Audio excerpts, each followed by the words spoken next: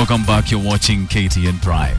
Now, is the government serious about fighting corruption? Now, according to CORD leader Raila Odinga, it is not. And what is more, the opposition leader says President Uhuru Kenyatta is playing politics in the name of fighting graft. Well, Raila, who has been away from the country, returned with some very strong views on how the Jubilee government is handling the fight on graft. And Edith Kimani is going to tell us a bit more right now.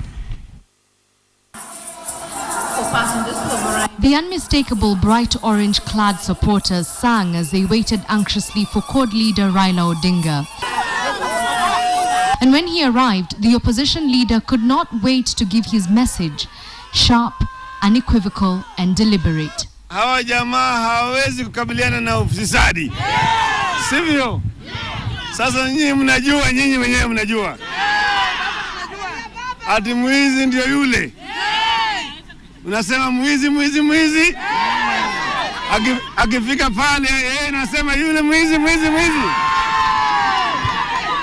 Si mnaona mwizi anafanya namna hiyo? Lakini sisi wenyewe tunajua mwizi ni nani.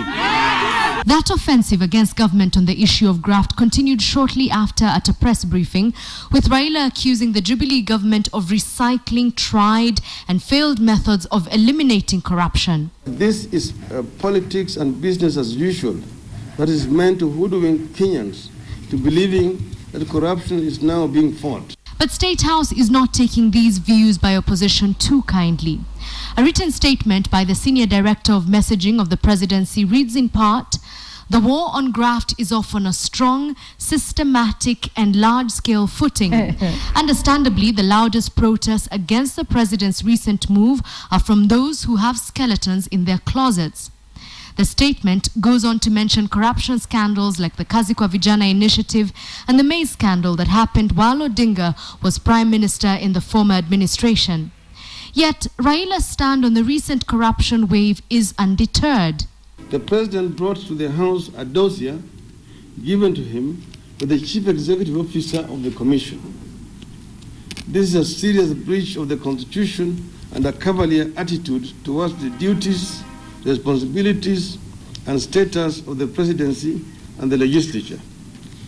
It turns the EACC into a bandit organization and a firefighting tool of the executive.